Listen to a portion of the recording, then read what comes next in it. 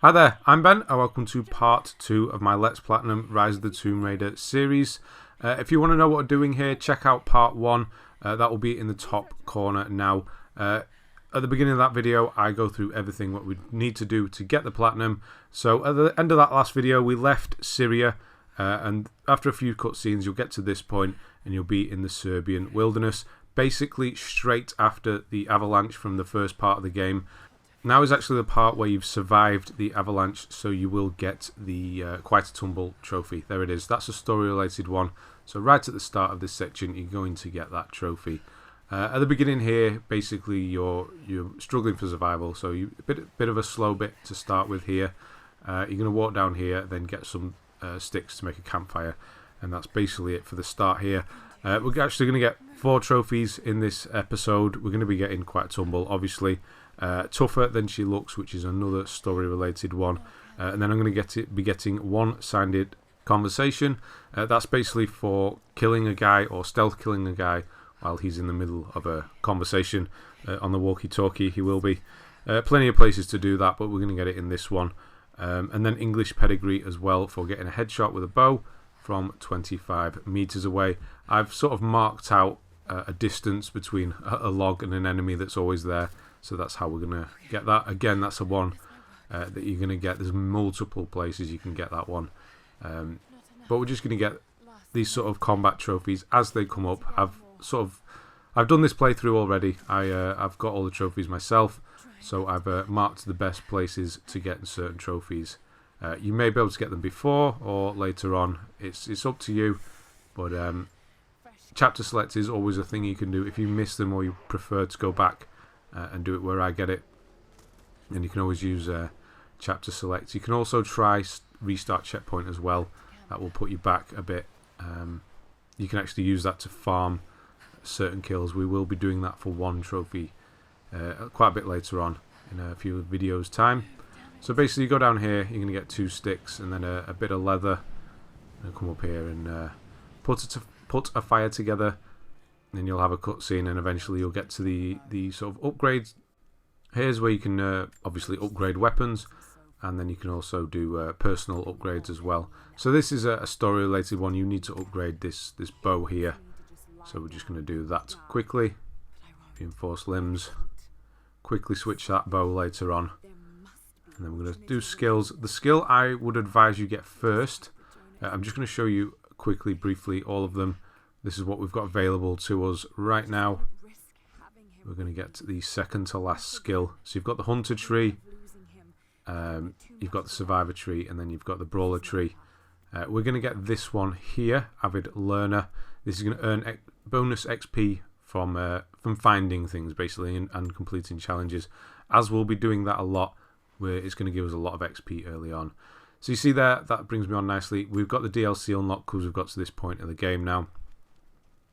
But we're also going to get DLC weapons later on, because we are using the 20-year celebration, or you should be using the 20-year celebration version if you've got it on PS Plus. Yeah, and we'll have some weapons unlocked. They're not unlocked yet, but we can get them later on, and they're pretty damn powerful. So yeah, we'll be using those as soon as we can. So we've got another trophy there, Tougher Than She Looks. That is another story-related one. That thing I just pointed out and showed you there is something we cannot open yet.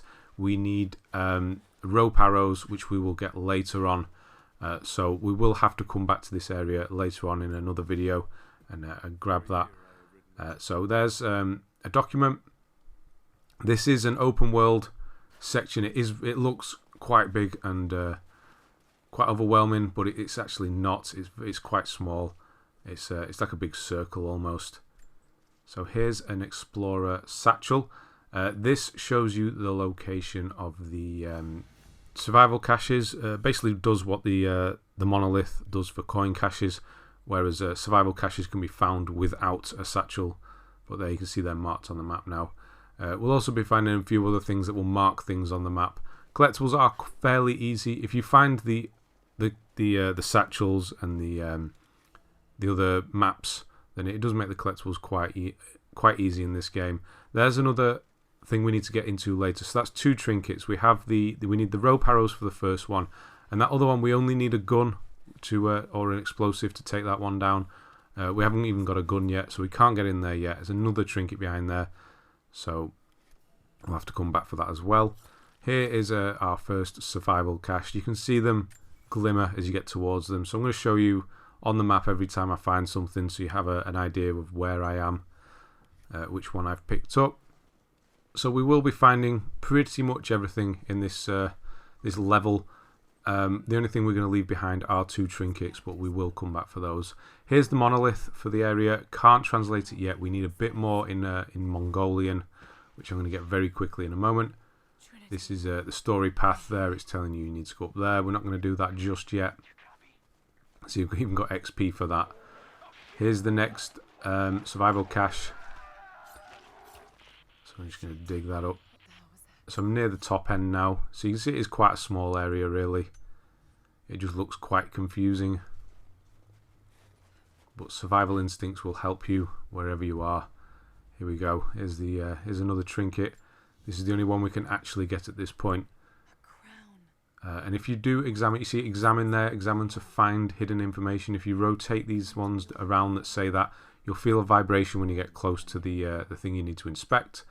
For this, it's the break in the crown. And then you can see Mongolian has gone up. Every time you inspect something, there is a chance that it will give you, well, not a chance, it will give you a bit more into a language and a chance of one that you actually need. For us, it's Mongolian. So I can actually use that monolith now. I'm just crawling up and over here to get this. This is the Archivist's map. That's going to put pretty much everything else on the map apart from the coin caches. So you see everything's on there now.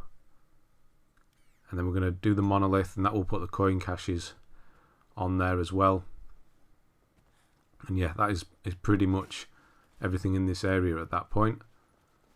So yeah, you just need level 1 Mongolian for this one.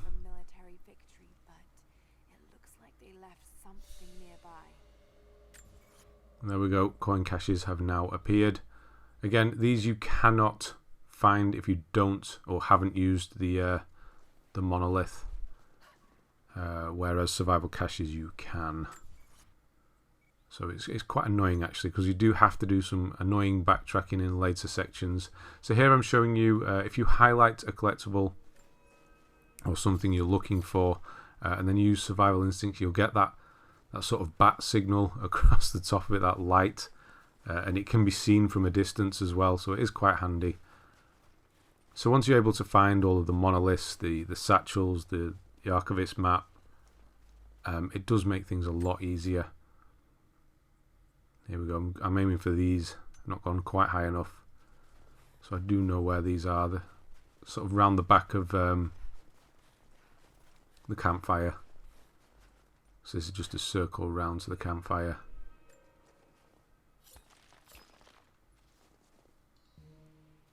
So we'll be using coins a lot later on. We'll be getting 25 per coin cache later as well, so they do build up very quickly. Now I'm going to go around the left hand side, or the north side of the map as well here. Here's another document. I have learned all I can from the carnage inside the Prophet's. Get the final survival cache for this area.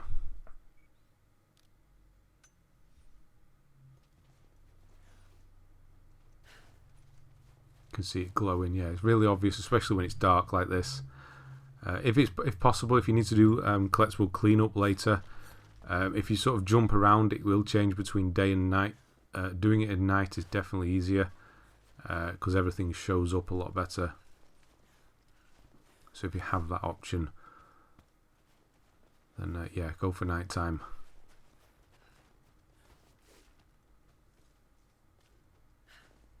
This container here, you'll see these later on, quite a few of them. They just give you random things, crafting materials. You'll see crates as well later that have the same things inside. Now we're going to go around to this cave. We'll actually be going down into this cave again briefly as part of the story.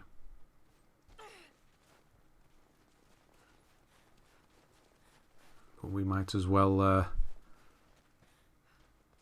and get the document in here while we can.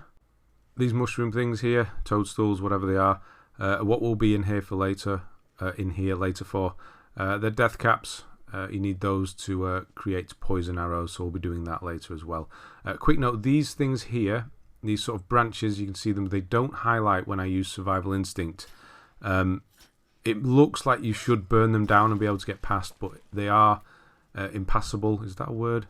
Yeah, sure, why not? You can't get through them. It's basically a spawn point for animals. So yeah, don't worry. You're not missing anything. You can't go through them. It's not a barrier. So yeah, grab that. And then you got these little veins of, I think it's supposed to be flint or something, but basically it's a crafting material. Here, you see these twigs here? These thorns. You can't get through those. So if you see those, it's a dead end. Don't worry about it. Although it does look like they need to be burned or something.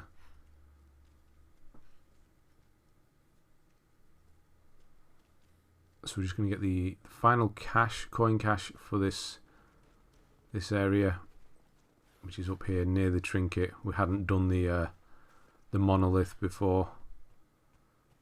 It's just below here. And yeah, I think that's this area pretty much done at this point of what we can do at now anyway. We need to move the story forward a bit, and that's going to make a document appear in the center here.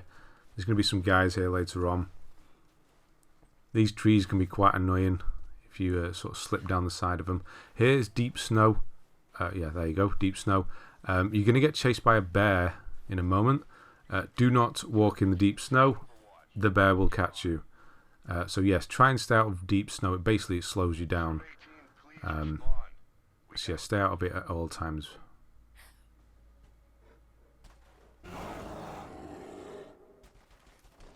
And here's a bear, and it's showing you the dodge mechanic, which does slow time down. Yeah, so use these ramps and this log to escape. And then you're going to go through a kind of a quick time event. You just need to keep mashing triangle. Try and hit this thing.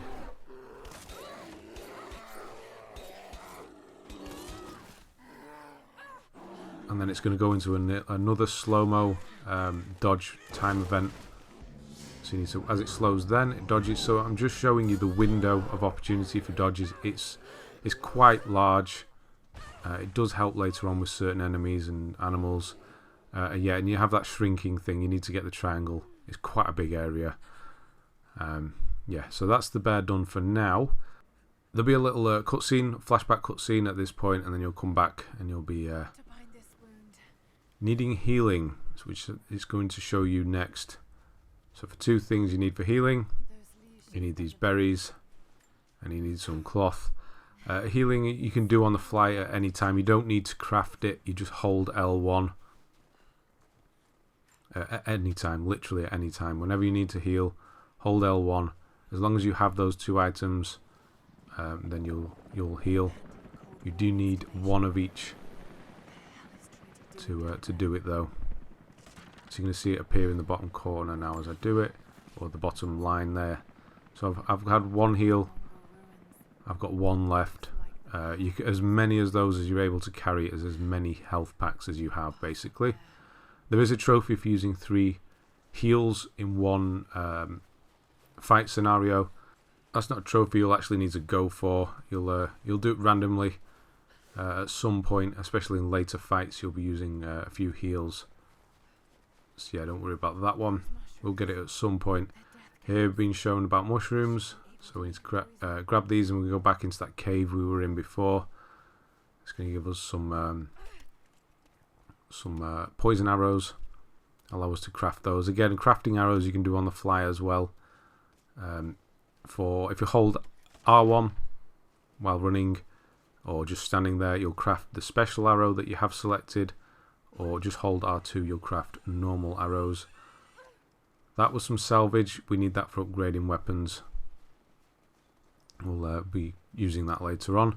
Looking for that cave again now. It's down here. So there's 2 at the entrance. I'll show you where we are. There will be that marker on the map as well. here and here. So we do have enough. I'm just going to go in and grab some more. It's always good to have poison arrows at the ready because they're really powerful. You can kill. There's actually a trophy for killing 5 enemies with 1 poison arrow. I have a specific place that I'm going to do that. Yeah, they're overpowered. If someone has a shield and you can't get through with a shotgun, just fire a poison arrow at them and they die. And they will also kill anyone nearby as well, because it's a mist effect rather than individual. So yeah, they're really powerful in this game. Now we just need some cloth to craft them, and it's going to make us go back to the camp to do this as sort of the story. We don't need to. Later on you're going to see me craft them when I actually try and take on the bear. But at the moment we can only hold 2. We'll be able to level that up later as well. Lots of leveling and things to come. So here we go.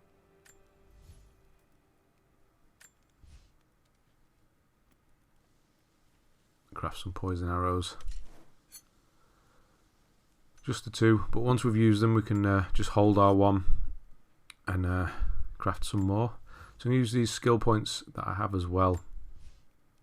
This one is good. Thick-skinned, which is allow us to take more damage in. Gunfire and melee are the 2 main sources of damage. And then dodge counter is a good one to have as well. So once you dodge, you're going to get a triangle prompt and you'll insta-kill an enemy, because some enemies will rush you, try and melee you. So you want to get rid of those as quickly as possible.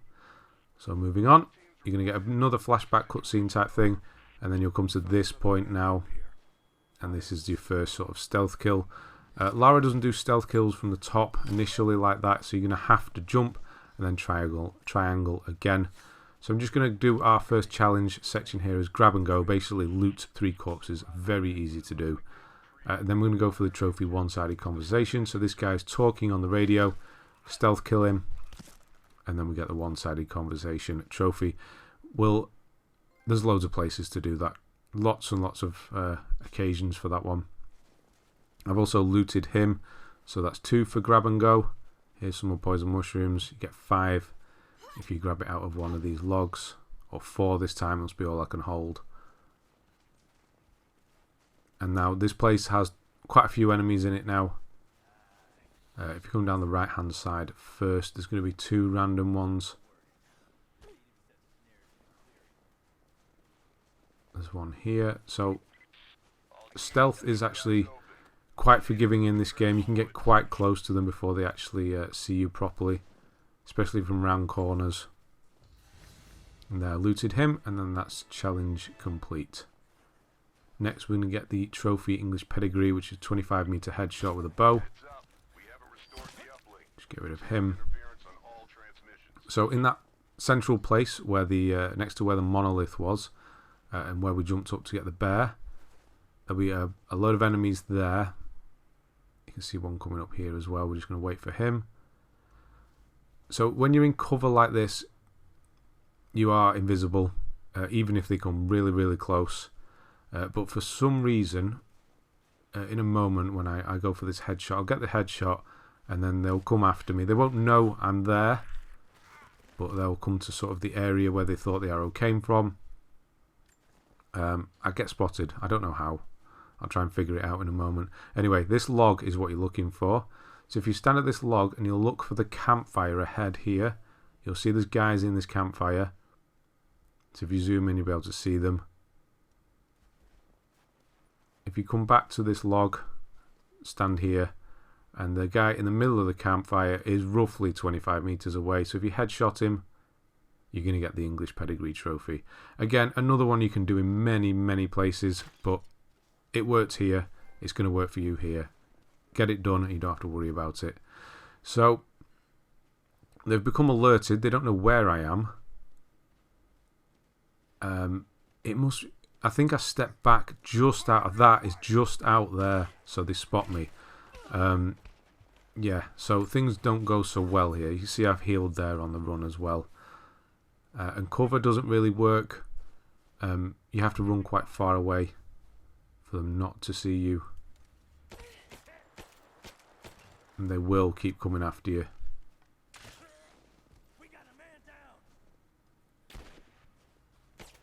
So it's going to be a pretty close one here.